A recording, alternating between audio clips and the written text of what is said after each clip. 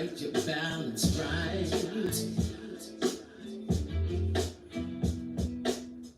Girl, I can tell you're feeling it. Conversations healing it. It can jerk your spirit and make it right. So much darkness all around, but there's love that's deep within us. Let me show you how to get it right, right. I'll show you what it is. We can talk about these Christians. It is life. We can watch the moon rise. That stars are in your sight. There's some frequency right here.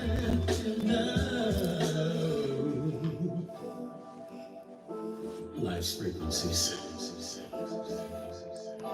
What's up, you guys? What's happening?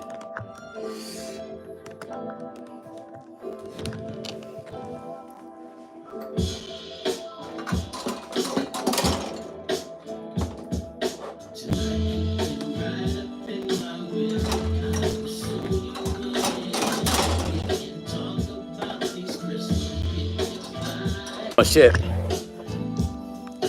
I forgot to turn on my, what's the name? Give me 1 second. So no interruptions, you guys. I forgot to turn on my my airplane mode. The rate at which vibrate. What's happening? Good afternoon. Good morning. Good evening. I gotta find my damn charger, you guys. Give me a second. For those of you that don't have this, and you are a member of my channel, you get this for free. You get it shipped to you for free. Don't forget, only members. You can also get this as well. Only members. These are collectors. Limited edition in Japan, London, Australia, all over the world.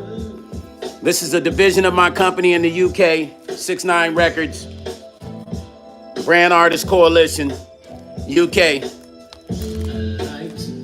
Give me a minute, we're gonna go in, y'all.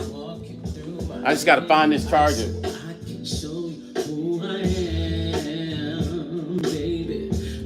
That's my new single. What's happening?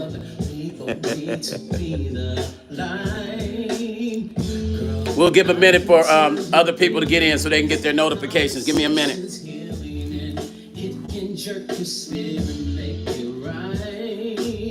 So much darkness all around, but there's love that's deep within us. Let me show you how we get it right. Right up in my window. We can talk about these Christians. It gives life. We can watch the moon rise. You got stars real in your sight. There's some frequency right here. I feel love. Girl, when the world comes ending us, it's all we have. It's me and you. It's all we have. So understand, baby. I'm trying. Give me a minute, y'all. We're about to get started. Make sure you go download that single, Life's Frequencies, the new single. Girl, I can tell you're feeling it.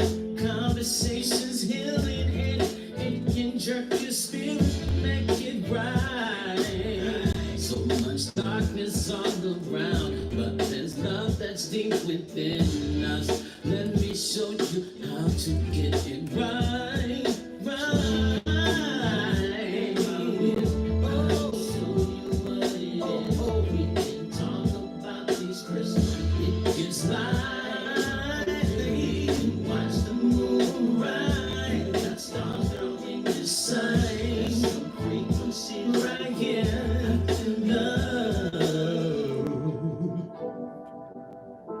Life's frequencies.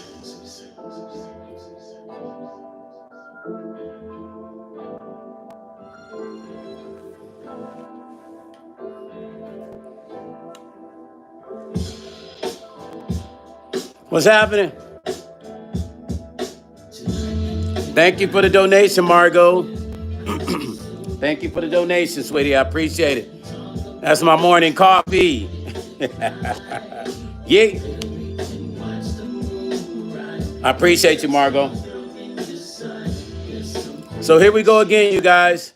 Here we go again.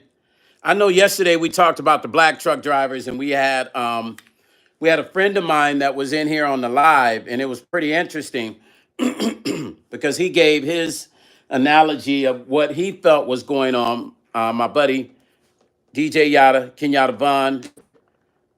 Vaughn, he gave his analysis of what he felt is going on in the trucking world concerning black men.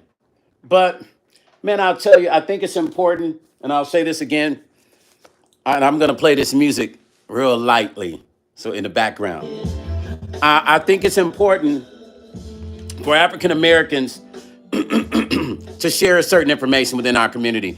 Reason being is because the mainstream media does not work in our favor. We all know that. And if you don't know that, then you should learn that really, really fast. The mainstream media does not work in our favor, you guys. Margot, this is my coffee for now until I go get that coffee. Thank you. This is going to be my coffee for now, though. Some great old Wawa. Anyway, we know that mainstream media does not work in our favor as African Americans, as Hispanics. It doesn't work in our favor. There's not. This is why I tell people the final call newspaper in your community is very important. If you don't subscribe to the final call, I suggest all of those that don't subscribe to that paper to start seeking out the temples, your local temples, and jump into that media, because they're always on top of what's going on in the local community as well as international. I suggest that you pick up a final call and start reading. If you're a reader, if not, then you can get on YouTube and you can listen to people like myself who's working on sharing information with you that you might not know that's happening in the world. Now, what I thought was interesting is I saw this TikTok and it had me confused, but at the same time, it was so familiar. There's a TikTok of a black sales guy, black sales professional. This guy, man, he handled himself exceptionally well. I don't know if I could have done it. I'm going to be honest with you.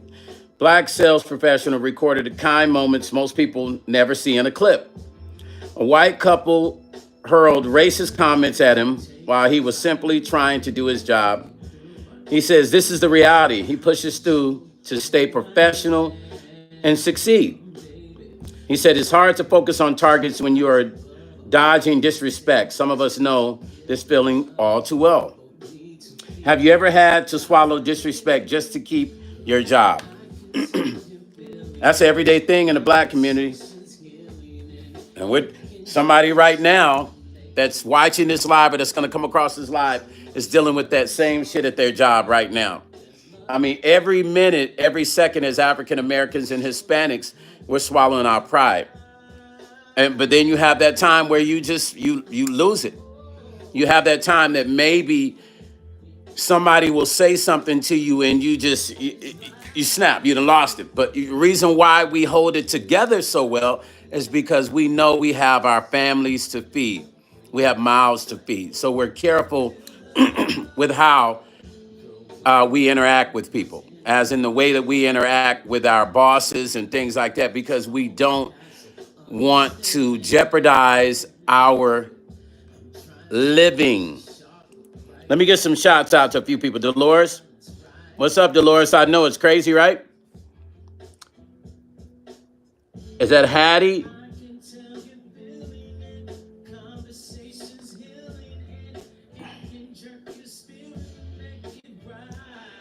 Are you on my live posting your shit? Don't come on my live posting your fucking shit. Ask me first. Go in my inbox and ask me. How you gonna come on my live posting your shit? Now, moderators, don't block that person. Just block that comment. I can't believe. Listen, if you want to come on my live and post something, just ask me. Just ask me. There's nothing wrong with asking me. Go in my inbox and email me, stonepaxton@gmail. Don't just come up here trying to promote your own agenda when you don't even watch my fucking live. Don't do that, please. I'm asking you nicely. Don't come on my live posting your bullshit. If you're new to my channel, don't do it. Better come on here and be on here 4 or 5 videos. Then I support certain stuff, but you're just not gonna come on here right out the gate and be like, hashtag, cash app this. Don't fucking do that. Throwing me off of what I'm supposed to be talking about.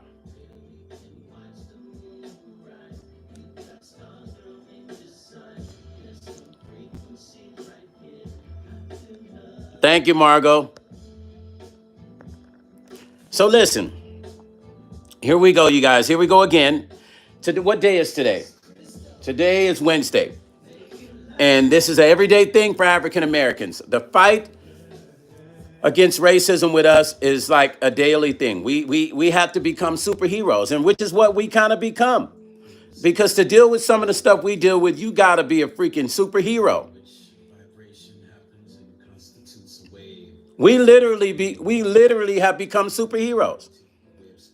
Now, I'm not saying that in a way of being sarcastic or funny. I'm being serious as heck. We have become superheroes in our community, in the world. Because for us to be able to deal with the stuff that we deal with takes a superhero mentality. This young man's going door to door. He's a salesman. He's a door-to-door salesman. He's doing his job. I watched it, and it tripped me out because don't come back here again. You come back, don't press our button. Next time you come back, I'm going to hang you. When he said that, I was like, what?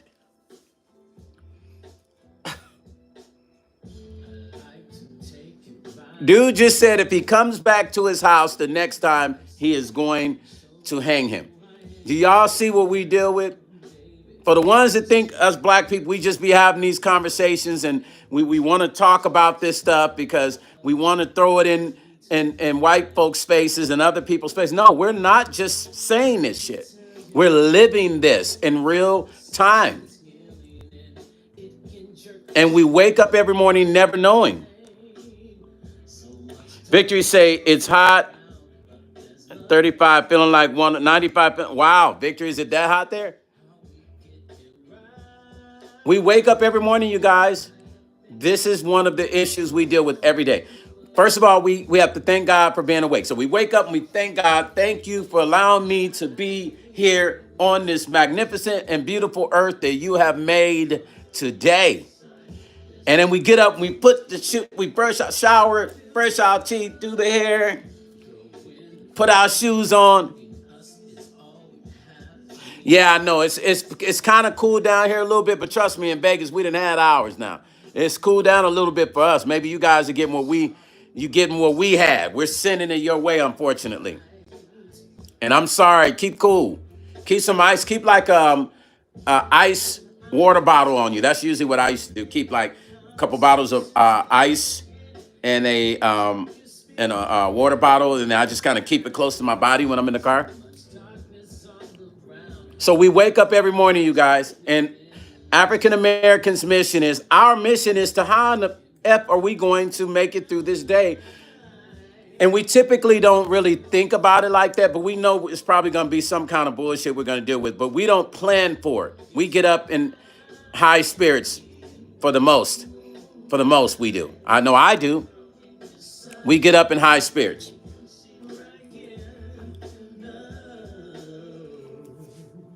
We do.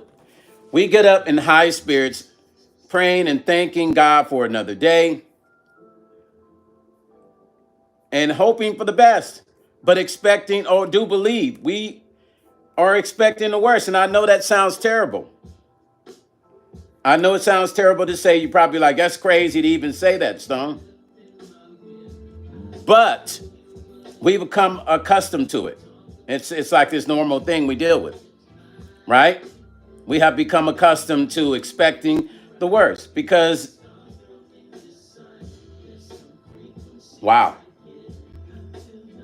You know, I just saw this thing of Dr. Umar. They're doing an investigation on Dr. Umar with this latest situation that he's dealing with. I'm going to send prayers out to Dr. Umar because here we go again.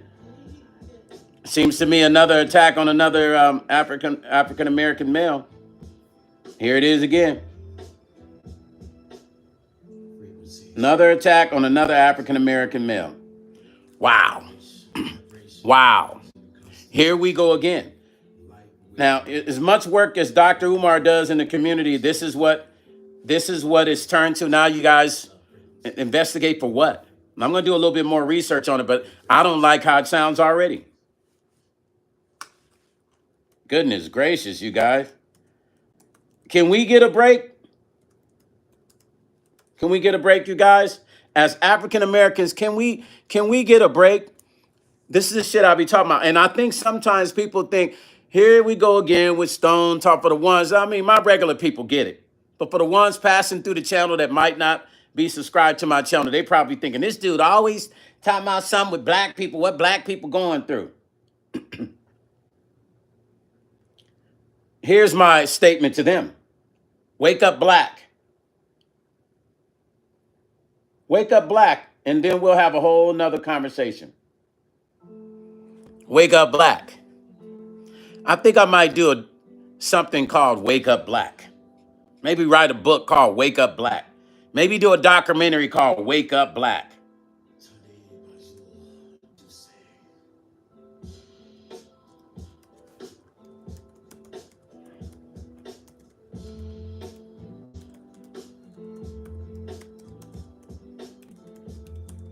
Goodness gracious, man. Now, how is it that this guy is out doing his job, right? A bunch of bullshit. I'm sorry, you guys. How is it that this guy is out? He's out doing his job. He's not bothering anybody.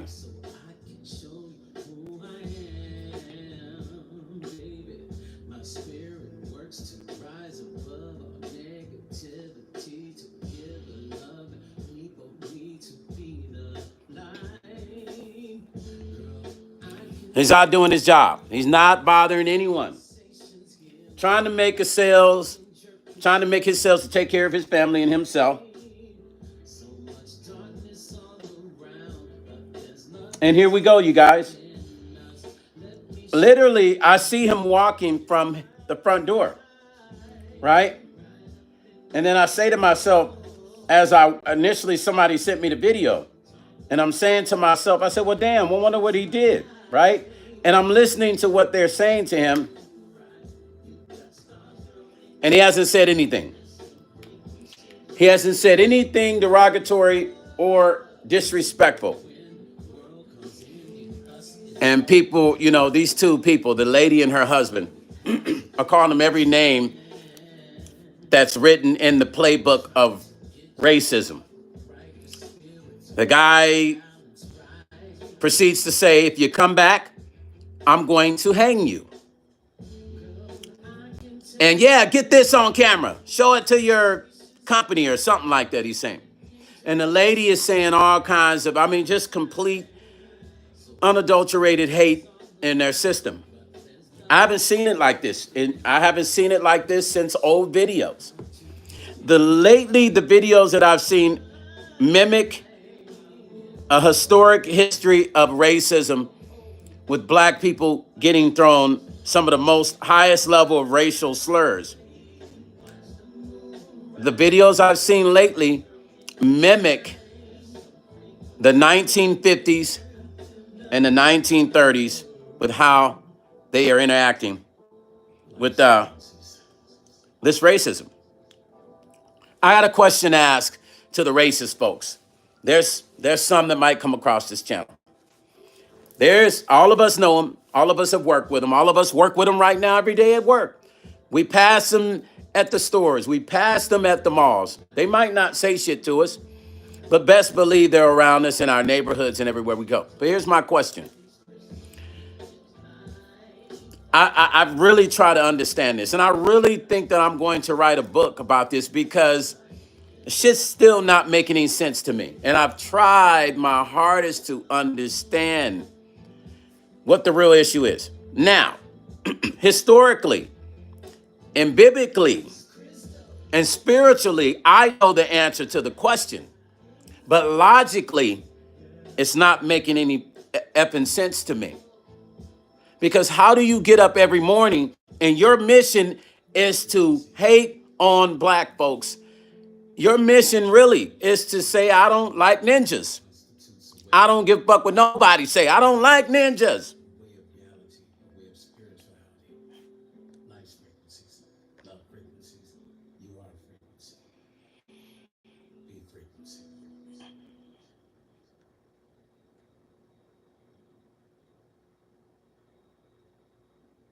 Right, and that's my point, Dolores. This black salesman didn't do anything.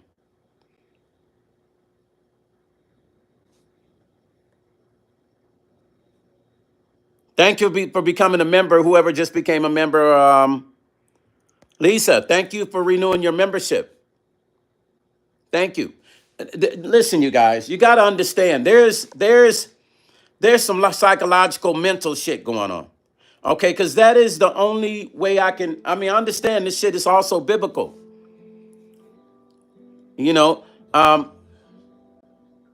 your people will suffer for the lack of knowledge. We understand that it's written in the Bible. What African Americans and the 12 tribes of Judah and all the folks that are part of the 12 tribes of Judah, what we're going through is biblical. Because how else do you explain when a person hates you and they don't understand why? I've tried to make myself not like people, even people that have done me wrong. I've actually sat back and tried to make myself not like people. Like, I'm not gonna like them. I'm gonna be mad. I'm gonna be mad. I am going to be mad at these people. I've tried with people passing through my life, not white or black, just people in general. I have tried to make myself mad at people and not like them to see if I could do it. And, of course I had reasons, but I could not make myself get up every morning with that in my spirit. I don't know. It didn't work. I tried. Now, I'm good at cutting people off. I'm an expert at that. I'm very good at cutting. I can cut. I got the science of cutting people off down pat. But hating people because of what they stand for, who they are, what they look like, I can never, and I can never see myself doing that because I've tried to hate people I know that have pissed me off. I've tried to be upset with them and I can't be upset more than a day or two. I might not deal with them, but I can't stay upset. I've had family members I've been mad at and said I'm not going to deal with them. Right? I'm going to hate them. I don't like them. But I end up I can't hate them. I might not deal with them. I say I'm cool on you, but I can't hate them. How do you explain that people wake up? I was reading this article about Pomona. For all of you that don't know, let me educate you something. I was reading this article about the genocide. The genocide that Hispanics had kind of created, this genocide for black folks, of killing black folks in Pomona. Now, this is not made up. Here's another story. If you don't believe me, you can go look it up. And I was very, very blown away, but then it helped me understand. A friend of mine who that contacted me, he knew I was coming to Pomona for different business through the years. And he said to me, Stone, be careful when you come into Pomona. And I was like, what are you talking about? He said, yeah, man, they unlifing black folks out here. And I said, what? Now, this was some years ago. This is like around 2009, 2008, 2010.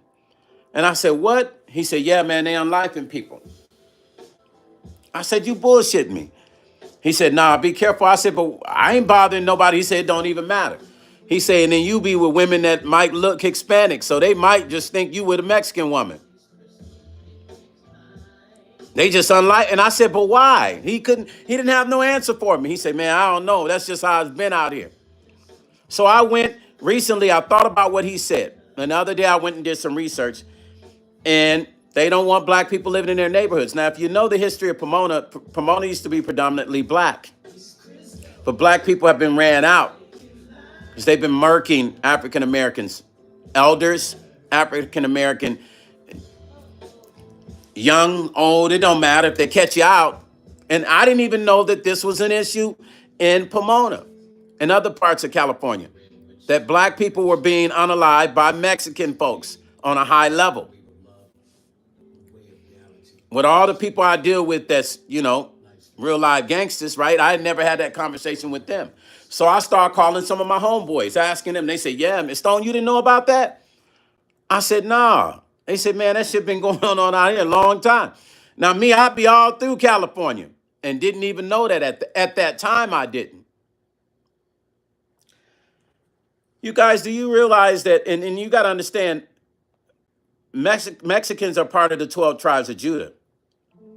And I don't think they've understood that Mexicans and black people are supposed to work together. They're supposed to be of one, like it was in the 40s and the 50s, 60s. We should be one nation because we really are. So when I saw that, do you understand how many nights I went to sleep crying? You know how many nights I've woken up out of my sleep crying, wanting to know why, asking God, why is it this way? Why is it that black people have to be the main focus of every subject when it comes to negativity or derogatory? We understand we have our own problems within our community, as every other community does. But do you understand what it feels like to be a black person and to go to sleep and wake up and know that ain't shit gonna change except for maybe how much you get paid or how much you don't, and that you're gonna live and you're gonna pass away. But this racism thing is about it, and you're gonna fight even when you don't see it happening. It's happening. Do you know the tears that not just me, that our ancestors have cried, trying to figure out what is it about them that nobody likes? See, this is a spiritual warfare, you guys. It's beyond what a motherfucker even know that's going on. I told this story before about, I saw this, you remember when the situation was going on with a lot of black men being unalived by the police, right? So I had mixed emotions about that, but I knew that was a spiritual warfare. I knew it was from the beginning. I remember all the conversations I had with my mom about the Bible and spiritual warfare. But I saw this one police officer. He had pow-powed this black man in the butt as he was running away. And I think he got suspended, he got fired, but they asked him a question. They asked him one question. Why did you do that? You know what his answer was? Very simple. And to me, very honest. He said it wasn't the regular answers that you would get from most people. His answer was, I don't know. You know what? I played that shit over and over again. And I said, wow, what an honest answer. Instead of him trying to explain why he did it, why, he was running, or one of the most purest and honest answers a person could give. He said, he was very confused. He was confused as to why he did it. He said, I don't know. Because you know why he doesn't know? Because people have forgotten what the Bible says. Your people will suffer for the lack of knowledge. You see, when you know better, you're supposed to do better. It's not right what African Americans are going through, but according to the Bible, we have not really been listening and doing what we're supposed to do. So therefore, we're suffering something that is beyond our control. Because believe me, I've lost many nights sleeping, asking myself, asking God, asking myself why, asking God why. As a race, we don't bother people. We're in our own bubble. We do our own thing. We don't bother them. I mean, you got a few bad apples in every race, but we don't bother people. But we are the most hated on race But that shit is biblical. And I dare any of you to go just do your research and it'll help you understand it better. This is what has helped me wrap my head around why we are one of the most hated on races. This is a spiritual warfare going on. And we have to figure out how to combat it. We got to start paying attention to what the Bible says. We got to start being more kind to people. We have to start trying to live as much as we can according to what the word has been written. Now, I'm not on here preaching because I'm not a preacher, but my mom was an evangelist. I'm just telling you what I notice as a person. This is why I try to operate in goodness in every way I can. I work on myself every day to be better and better. As a whole, the African American community are very loving and generous people. But, you know, we got an issue, we're going to let you know. We don't hold our breath. If we got to say some shit, most of us are going to say it. How are we going to say it to you, whether you like it or not? Doesn't mean that we're bad people. It just means that we stand up for ourselves. And sometimes we allow ourselves to be abused in the case of this young man who wanted to keep his job, the sales guy. He knew if he turned up, his job ended right there because they would have called in. Yeah, he just called us this. He tried to swing at me. He already knew. So all he could do, the only power he had was to hold that phone up and try to keep a straight face. Me personally, I would have been smiling and laughing at their asses. Same thing with the truck driver at the dump site in North Carolina. That same shit. When the man pulled up, they didn't want the man. The man was in line. They tell him to go all the way back because he was the first in line. He did exactly what they said. And he came in and they still had an issue with him and it looked like they wanted to jump on him in gang style. He kept his composure. He even started saying, yes, sir. Yes, sir. Okay, sir. Leave now. Slam the door on his dog. I wouldn't have said yes, sir. Me personally, I would have been like, all right. But he was, yes, sir. Yes, sir.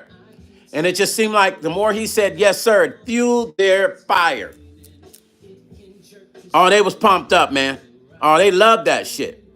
Then they took the Western name and they turned his truck over. Why? Why? The man didn't do anything. He's supposed to be there, dropping off mulch. What is it about us that bothers people so much, man?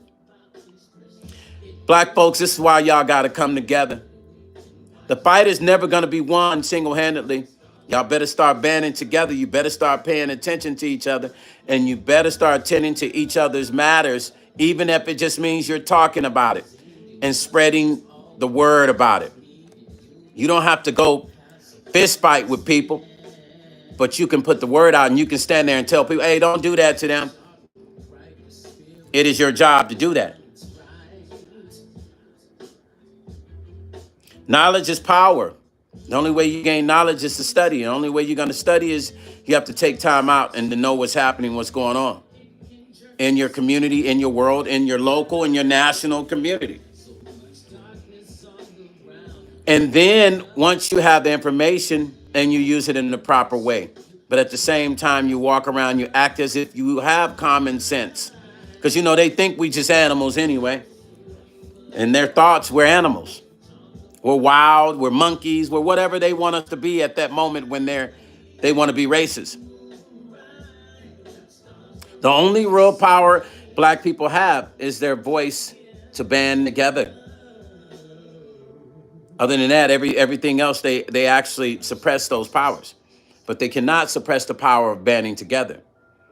But not enough of us do that. When we're too busy fighting with each other, we can't see the real truth, which is we need each other more than we realize. But we wait until something drastic happens. Then we want to go walk and picket. When we should do that all the time on a regular basis, not just when something happens to a black person. Or a police officer hurts one of ours, and then we know the police officer's name, we know their address, where they live at, everything. But when one of ours kill one of ours in the neighborhood, there's a no-snitch rule. We don't know where they live. We don't know nothing about their address. Make that shit make sense to me. Because at the end of the day, black folks, it starts with us. If there's a no snitch rule, that means there's no snitch on nothing and nobody, right? In the black community. We snitch on the police. If a police puts his hands on a black man, we got the camera up and we snitching. That no snitch rule. Soon as our own people hurt somebody in our neighborhood, we don't know who did it. We didn't see nothing. I don't know nothing, officer. I wasn't even out there. Because what? We scared of the person in the neighborhood is going to come back and do something to us and our family? You should be more scared of the police. If you're going to be scared of somebody, they're more organized than the cats on the street. Why is it that you don't have a problem with snitching on the powers that be? But in your community, you don't want to tell when there's drugs being ran through your community or when there's people that are terrorizing your own community, but you don't want to speak up as an elder, as just a homie living there. See, the problem is us. If we're going to clean up a problem with any sort of racism, it first starts with us understanding the own racism we have in our own community for ourselves, too. That's the real truth. Because until then, it's going to be us trying to figure out why we're hated on so goddamn much. I understand. I get it. I'm the same. I feel the same way you do. But I make a difference in my community. I'm not just one of these that's talking about it. I'm actually out here making a difference. I'm trying to, and not trying to, because I hate the word trying.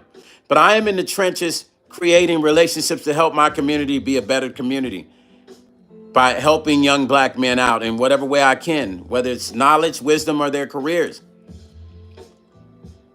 so that we can affect the economy and we can put that money back into our community. And we can create better understanding and education for the next generation to be aware of the knowledge that we need to have and use to navigate this fucking world.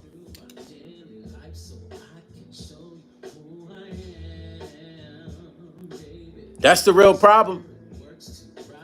At the end of the day, it don't matter. And I'll say again, this is a spiritual warfare. I've lost a lot of sleep over trying to figure out why people just don't like us. But they like everything else about who we are. I've lost a lot of sleep over this, you guys, and I finally come to the conclusion. After reading and doing research, this is for sure a spiritual warfare because the Bible spoke of everything that's happening to black people was going to happen because we don't listen. But we in church every Sunday. The most gangsterist gangster will show up to church on Sundays and repent. The thieves, the hoes, the hustlers will show up to a church on Sunday and repent. None of us are obsolete to believing in God. We all will show up and show face because we want favor.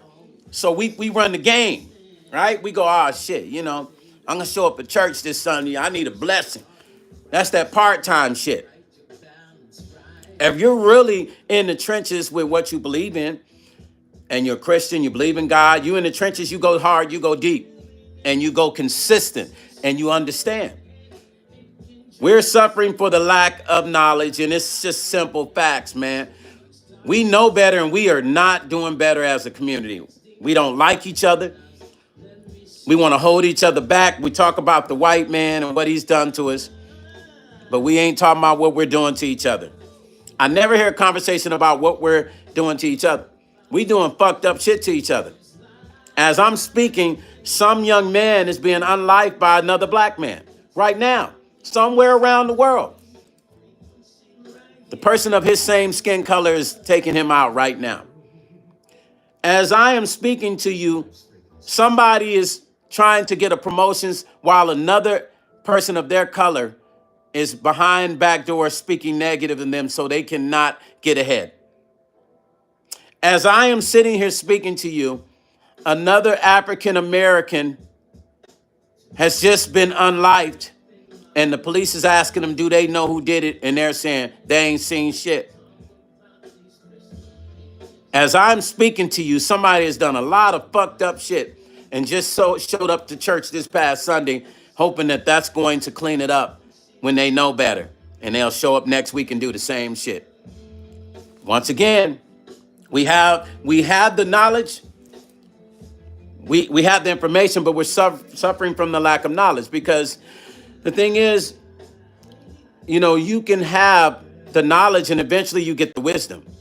You understand what I'm saying? Like, you learn from something, you go through something, and if you go through that same shit again, you know what that means about you? I tell people, they ask me questions about me, right? And they say, Stone, how did you avoid the pitfalls in life? I said, well, I learned from my mistakes and I applied what I learned, which gave me the knowledge. And from that knowledge, it gave me the wisdom not to do the same shit again. See, notice the Bible says your people suffer for the lack of knowledge. Because before you can even get to be a wise man, you have to first understand, you have to gain the knowledge. And before you can gain the knowledge, you have to have learned from that shit and not repeat it again. That's what the not repeating it again is where the knowledge comes in. You're like, oh shit, I've done that before. Or I can't, I got to be careful. So then you gain the knowledge, because the knowledge allows you not to do the same shit again. And then you become the wise man. Because the wisdom comes from the knowledge. Or you're doomed to repeat that shit over and over like a broken record. Or a record on skip. Oh, you will repeat it. Just like history. When people do not learn from history, when America in the world, in the universe, does not learn from history, we're doomed to repeat that history. It's the same concept.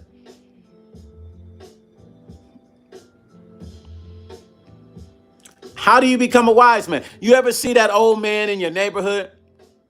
He don't have a lot of shit to say, but the shit he says is always profound. And best believe if he tell you some shit and you don't listen, you're going to go back and sit on that porch with him and say, oh, gee, you was right. He's going to laugh at you. We're going to do one of them old school. All right, huh? Okay. Because he has the wisdom. So he's looking at you as a wise person. He already sees the mistakes as you're making them. Me, I want to be a person of wisdom. And I know that continues to take me to be a person of knowledge, to become a person of wisdom. I have to keep applying my knowledge and not making old mistakes so that I can become wise. We don't have enough wise people in our community anymore. The last of the wise people in the African-American community was our grandmothers and our grandfathers. Grandma gone, mama gone, great-grandma's gone. The blind is leading the motherfucking blind in the black community now. And if they're not Muslims, then they're really lost. Because really the only ones that are really conscious right now in the black community are the Muslims. Very small percentage of black people. Now, don't get me wrong. We're smart people. Notice I didn't say we're dumb. Notice I didn't say we're not smart. We're very smart. But we don't apply the knowledge, and we're definitely not wise men and wise women.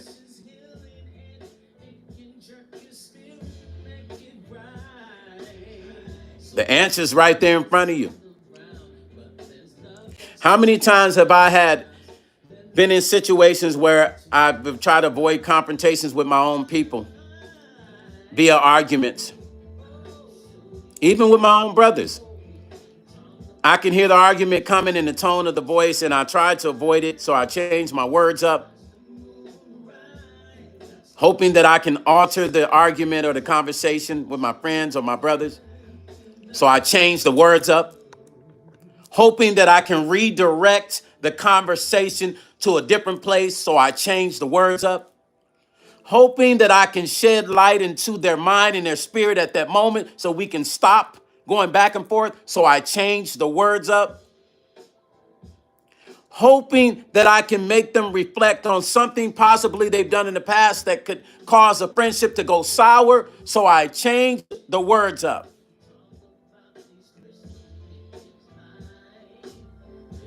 I do this all the time. I call it verbal judo. There's no science to it. It's just learning how to listen and the right time to say and what not to say. And a battle today not fought doesn't mean you lose. It just means you're smart enough to shut your fucking mouth. In our community, we have to learn how to shut our fucking mouth so that we can get along with each other and we can learn each other better. Because we got an arch enemy on the other side. We don't need to be each other's arch enemy. Friends, family, cousins, best friends, husbands and wives. The only way you're going to ever combat a spiritual warfare is with verbal judo, is what I call it. I use it every single day to maneuver in the world, and especially to maneuver with my own people. I've been in conversations with some of my closest friends that have turned to arguments over little or nothing. And I've been smart enough to say, you know what, man, I'm sorry. You know what, you're right, man, I'm sorry. But whatever it takes for us to solve this, what's the solution to the argument? If we can solution the argument, then there's no need for us to keep going. I'm showing you what we do in the black community, because we'll argue over the most trivial shit. And at the end of the day, if we go back and look at it, the shit don't even make sense. We'll actually laugh at the shit we just argued about and go, damn, why was I even upset over that shit? But that's where the knowledge comes from, because we should not be repeating the same shit that put us in the same situation in the past. What do we think the results are going to be? You repeat some old shit, it's going to be the same result. Brothers, sisters, husbands, wives, boyfriends, girlfriends, neighbors, black folks, us. We're our own enemy. And until we wake up and realize that, how are we going to combat the most obvious enemy that's suppressing and been suppressing who and what we are and what we stand for? We have to first not be enemies with each other to battle this shit.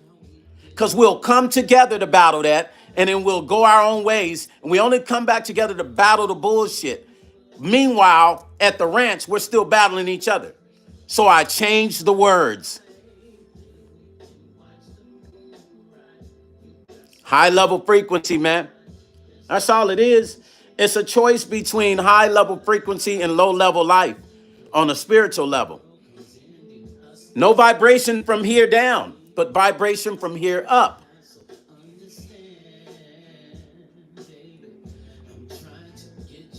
The character of life is based on your knowledge. The character of life changes is based on the knowledge of the change that you make within the character of the knowledge that you've gained. I mean, is that not simple mathematics?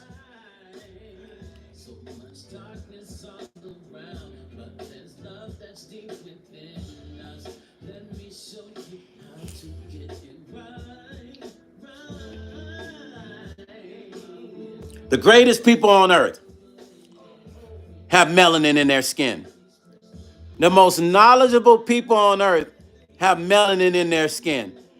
The most ignorant, misunderstanding, can be very disappropriate at times when they choose to, is black people. Now, y'all can be mad at all y'all fucking want. I've been black. I've dealt with it, so I know. I've been in heated arguments that were at 120 when it started at 0. And I've tried to combat it by saying, hey, so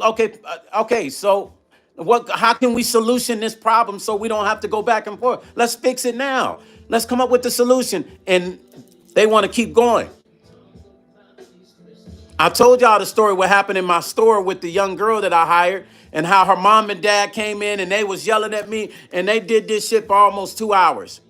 And all I asked was one question: can y'all calm down? I'm showing you what black people do to each other. Can we talk? Nah, fuck that, man. I ain't trying to hear nothing you gotta say. The daughter jumping up and down like she cuckoo. And I was calm like this. I just let them yell at me until they got tired of yelling at me. Then I said, can we talk? And when I finally got them to calm down, it was 2 fucking hours later. I could have called the police, whatever. I'm just showing you the battle we have in our community with each other. But we yell respect all the time.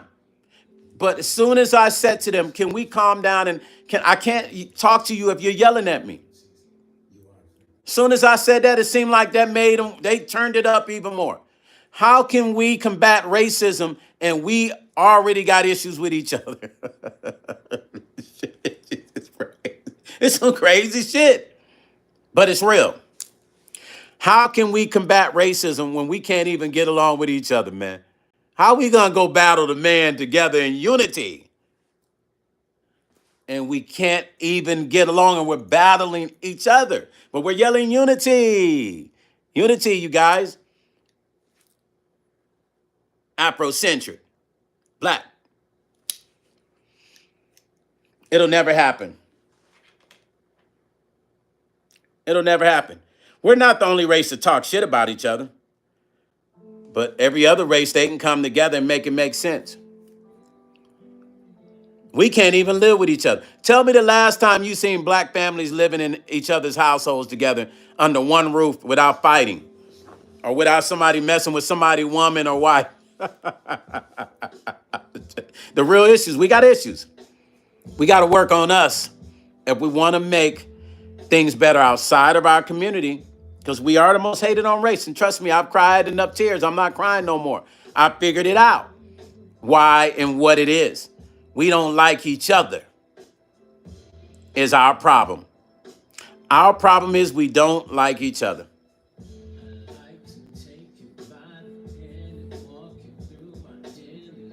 Once we get past that, we good. Once we can combat and fix that, we're going to be okay. But until then, the battle continues. And there's a bigger battle, bit greater than us. And that is that other side.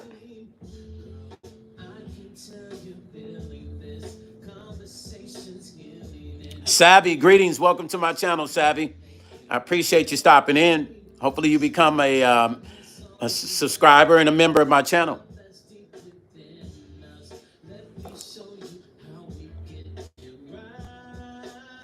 We are the most hated on race. Facts. No gimmicks. No made-up stories. No fiction. All reality. But if we can seem to come together, then things would be much better for us as a community. And we can sit down and talk to each other. Charles Black asked me, Sherry Black asked me why. Sherry, did you just get on my live? Sherry asked, why don't you guys tell Sherry why we're the most hated on race? Because I spoke it earlier. She said, why? Share with her what I said earlier, because she must have just came on the live.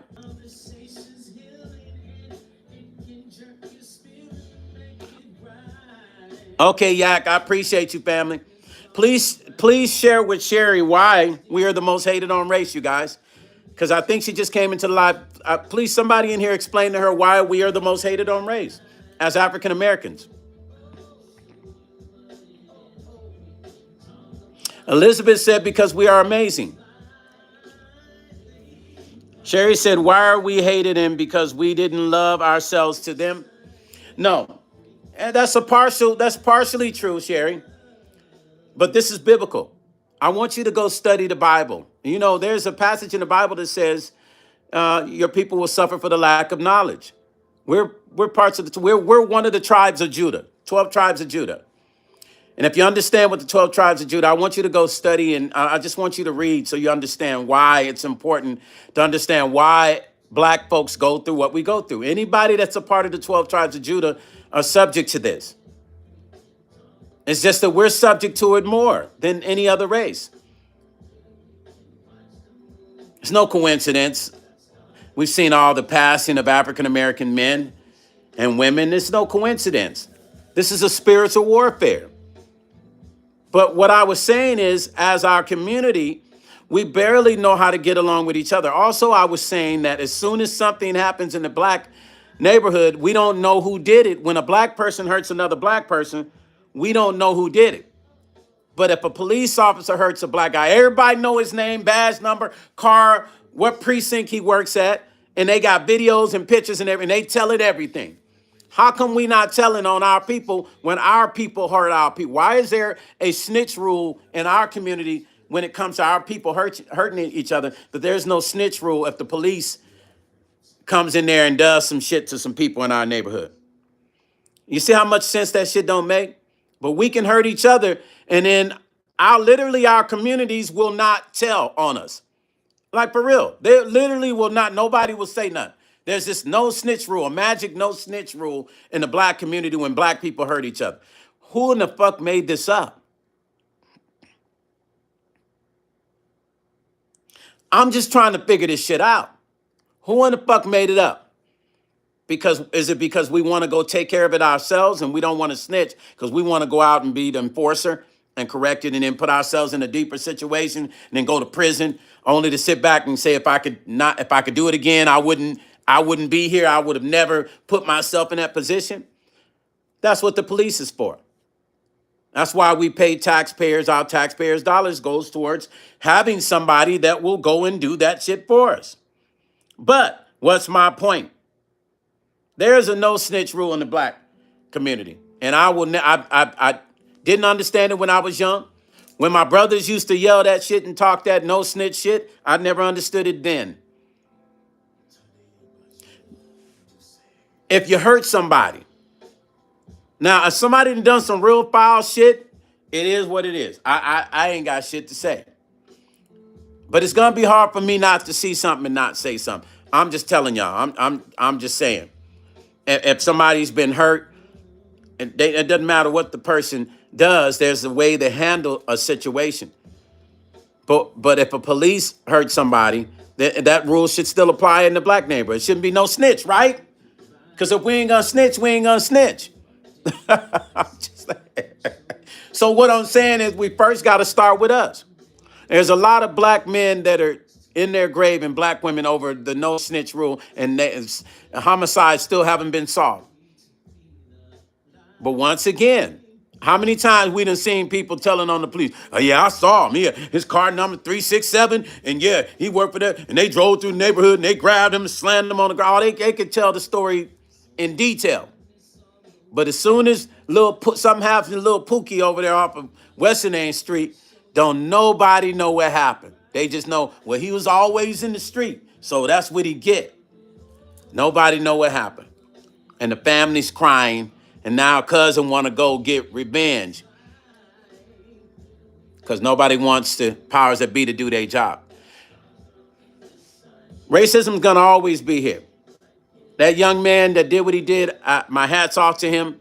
For him to walk away while people are yelling racial slurs to him, that shit took a lot of strength. It did. I mean, when the dude said, come back here, I'm going to hang you, I don't know if I would have been able to keep walking. I probably would have turned around and said, what the fuck you just say to me? Do that now. It would have been hard for me not to at least verbally say something to the dude because that was a threat. That was a direct threat. You come back, I'm going to hang you. You're lucky I don't hang you now. That's a threat. You just threatened my life. But this young man, he didn't say anything. So, you know what? Hats off to him. He felt he needed to keep that job, so he kept his mouth shut. I sure hope that those people get handled the proper way by the authorities. That was abusive. And spiritually, he has to deal with that shit every single day from here on out. He has to hear those words in his mind over and over again. Y'all understand? He's going to hear those words in his mind. Come back here, I'm going to hang you, nigga. Ninja. And they was heated because he rang their doorbell selling them something. How dare you come to my door, nigga? Ninja. How dare you show up at my house, ninja? The fuck are you doing here, ninja? Oh, they wanted the battle. Meanwhile, she works in pharmacy. So I start thinking, here's a lady that works in pharmacy. How many times has she bottled the wrong medication in black people's medication? And shit really had me thinking crazy shit. Her license should be revoked. This is a racist person handling your pharmaceutical medications. How many times has she's seen a black person come to get their prescription and she slipped the wrong shit? I'm saying there's a possibility. If she is that racist, you damn sure believe that she has slipped something in somebody's pharmaceutical medication that shouldn't have been there. Some older black person that come in, how you doing, Miss Susan? Yeah, I'm here to get my medication. They know her because they see her all the time when they come there to the pharmacy and they getting it. How we know she ain't slipping the wrong meds in there for them? How do we know? Did y'all see how racist that woman was? And she's a fucking pharmacist. How do we know she has not slipped the wrong shit in people's freaking medications, the prescriptions that they're picking up? How do we know? That's the shit that's been going through my head after I found out she works in the pharmacy. I said, oh shit, I wouldn't want to be getting my shit from her. She's got to go. Sherry, yeah, this just happened the other day. This couple, this black sales guy, he was going door to door. He rang their doorbell, and he was met with all kinds of racial slurs. Ninja this, ninja that. Ninja, come back here again. Ninja, I'll hang you. I ought to hang you now. And he took his phone. All he could do is record it and just kept walking. And they followed him down the sidewalk from their house. They followed him down the sidewalk a little bit. Yes, Dolores. Dolores said it's in Florida. Yeah. I spend a lot of time in Florida. When I'm in Florida, I just kind of, I remember being in Florida and I was on the farm, on the family's farm, right? And there was this white farmer next door. And I would see him every day as I'm on the farm, taking the hay and moving the hay. I'm moving the hay. I got videos of it. I have to post me moving the hay. I'm moving the hay. And I see him on his tractor. I like talking to people. Now, I heard some of the stories that my family had with this guy battling with him shooting his gun in it, his pow in the air and doing weird stuff and taking like parts of their, claiming parts of their land, all kinds of weird shit, right? So I told them I was going to talk to him, but they were like, no, don't bother that guy. I was like, no, I'm going to talk to him. So I introduced myself to the guy, and he was actually pretty cool from the introduction. I talked to him. I said, this is my pa, right here's my dad right here. And, and I'm here to help. I talked to him. And he seemed cool. He seemed cool to me. Now, I'm sure that he has some racist appetites inside of him and shit. But at that moment, he was asking me questions. He, asked me what I do. And I told him I'm in the entertainment industry. And he started asking me questions. And that was the bridging topic for our conversation. And he was very interested in knowing about the entertainment industry. And so I had a conversation with him about it. And we ended up having a great conversation talking about the entertainment industry. And he relaxed, and I saw his whole disposition relax as I still got the shovel and glove in my hand. He's on his tractor, and we're talking. I'm sure he's probably never had a black friend. I'm sure this guy probably, I think, was in his 70s, an older Caucasian guy. But every time I would see him, I would talk to him and have conversations with him. And I can tell that he never had truly a black person that befriended him. So then later he said to me, you're a very nice black guy. I've never really met any black guys that's been, as articulate and as just nice and outspoken as you are. And I said to him, I said, wow, really? I said, well, black people are really nice people. Now, you got to remember out here where the farm is, each farm is about, let me see, there's space between these farms, a lot of space. It's not like living in the city. These farms have at least maybe 5,000 to 6,000 feet or 10,000 feet between each other or more, right? The only way you run into each other is if you're driving down that farm road with your tractor and you're pulling into your property. But him and I had a great conversation, and I told him, I said, well, sir, I said, all black people are really nice people. They really are. He said, well, I'm sure. I just, I said, you haven't had many black friends, have you? And he said, well, I've met black people through the years, but never really had long conversations with, and they let me know his world was very small.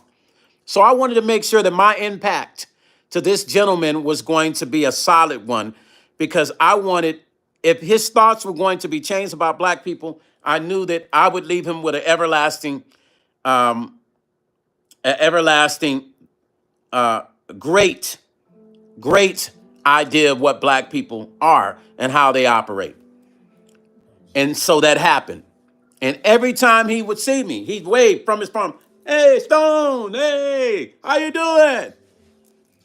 I'm doing good, sir. How's it going?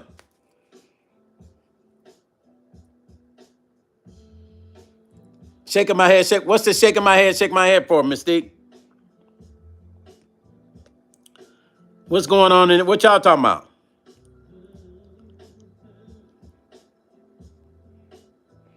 But he continued to speak to me. But I don't know if he's even alive, because we're no longer there anymore. But he was a nice guy. This white man was cool. Once again, I know he probably had a racist history. He was in his 70s, maybe 78. Maybe no, he's probably more around 80. I'll take that back. Because we were talking about my dad's age. So I think he was more closer to my dad's age. But he was impressed with my conversation. He said he likes how I speak because I'm articulate. Right? And I shared the times that I spoke with him, I shared a lot about the black community to him. I shared with him about music. I knew that he knew who Stevie Wonder was. So I said, what kind of music do you like? You like country? He said, I like all kinds of music. I said, you like Stevie Wonder? He said, yeah, I love Stevie Wonder. And I was like, remember when Stevie Wonder did that one country song? You know, I knew verbal judo, once again, how to create a conversation. But listen to what I'm about to say to you. This town is called Indiantown, Florida. Very, very, when I tell you this town is small, I want you to go look it up on YouTube and just look how small it is. And I remember the first time that I visited my family, the police knew that I wasn't from there. Now, he didn't bother me because I pulled up to this McDonald's, and he got out his car and he saw me. He just gave me a look like, yeah, I've never seen that ninja before. I waved at him. The town is that small. They still have rodeos in this town. Very small town. Some places don't even have street lights. But I mean, all the time that I ever visited there, I've never really had any issues. Honestly. I think, too, a lot of that, too, we're going to deal with racist people, but when we know how to combat that with verbal judo, we're able to reverse it, and it works in our favor. Lady Sparkle, how you doing? Thank you for stopping in always. Yeah. You know what I'm saying?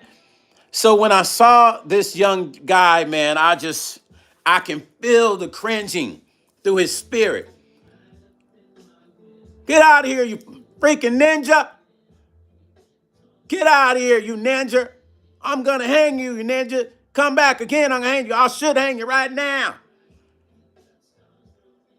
Oh, they were turned up. And it seemed like the more he didn't respond, the more they got excited about calling him a ninja. I don't know, you guys. I don't know if I would have at least said something back to him. I probably wouldn't have got physical, but I definitely would have said some shit back to him. But I would have said some shit that would have made him think. Now, not everybody is well-versed with words now. Do understand that. Not every person is well-versed with knowing how to talk to people. Not everybody gets that. But blessings to that young man for not losing his job, because he was able to go, you know what? I'm just going to let them talk, say whatever they got to say about me. I'm not going to argue with them. I'm not going to fight. I'm going to let them say whatever they got to say. That's it. That's it. I'm just not going to say anything to him. And he did a great job. My hat's off to him. But African Americans, and I'm going to talk to white folks too. African Americans, it starts in our community. You want to combat racism? We need to first start loving each other so we can learn how to work together, so we can have a group of people that can truly go up to battle with a complete understanding. But if we still have issues in our community and we ain't getting along with each other, when it's going to be hard for us to even try to go battle another community on subjects that we have issues with in our own community. We're racist towards ourselves.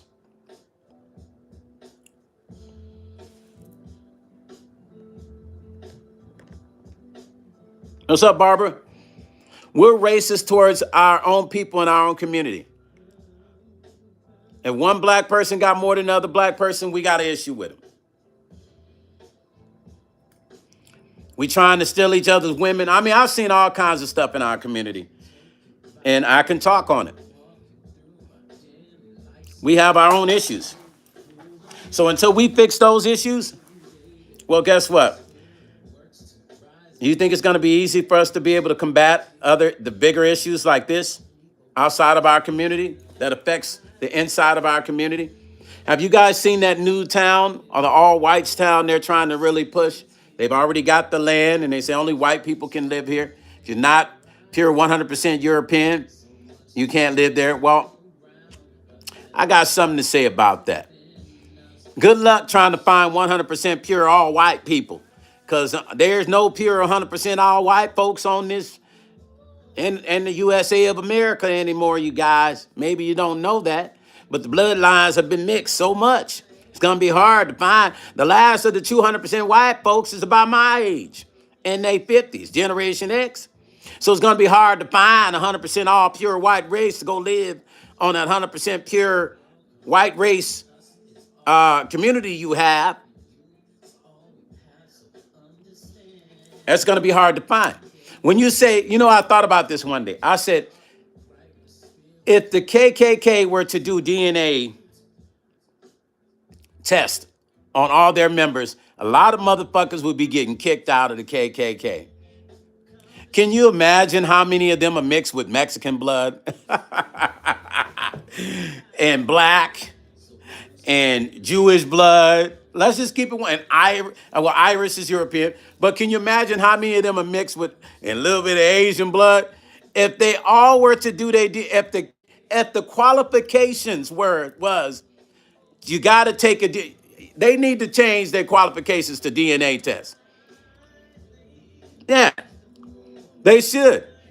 Because if you're going to uphold whatever you believe in, then uphold it to the 100% facts. We would not have they wouldn't have a lot of members. There'd be a lot of people that wouldn't be members, you guys. You guys know I'm not lying. The new race is mixed kids. Mixed white and black, mixed Asian and black, mixed Hispanic and black. Come on. The last of the real pure generations is Generation X. That's the last pure, the real 100% pure generations of whatever you were. Have y'all thought about this? Think about it for a moment. After Generation X, those that are 50 and up, even 40 and up, after that, you're going to tell me that everybody else is pure 100% black, or pure 100% white, or pure 100% Asian, or pure 100% Hispanic? It's all kinds of mixtures, especially out in the white, black, and Asian community. Now, the Hispanic community, they pretty much stick with their community. You have some mixed Hispanic and black, but not a lot. Not like every other community. Hispanics, most of their generations are not as, the bloodline is not as changed as other races. Victory said exactly. Hispanics believe in the preservation of their culture. And it's funny because they don't have to yell racism to prove that point. They just live by it. But, they don't like black folks that much either. But they don't have to do like white people do. Hey, preserve the white race. Preserve the white race. Christian is a Christian. Can preserve the white race of Christianity. There's nothing Christian about preserving a race. It's just that you want to preserve your race. And there's nothing wrong with that. I'm not even against that. I do believe that people should love their race enough to want to preserve a portion of their race. But when it crosses over into racism, then now we're dealing with a different issue. We're dealing with a whole different issue then. You feel what I'm saying? So African Americans, if we're going to win race on racism, with the race on racism, or if we're going to battle it, because we're never going to win it, then we have to battle it with conscious understanding, conscious reality, and the consciousness of getting along with your community first.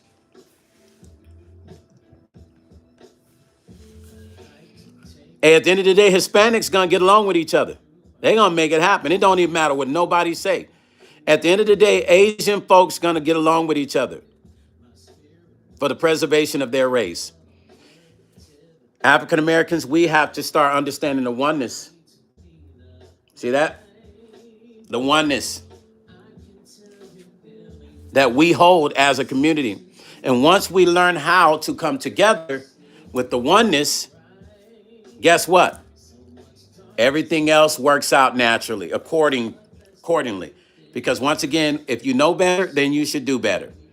And that is going to be the beginning of our successful movements when we understand that our togetherness and doing better because we know better and working together because we know better, that is when our true change is going to happen. And all this racism shit won't even matter, because then the spiritual element will fight for us, because we're operating in the way that we should, according to what the Bible has spoken.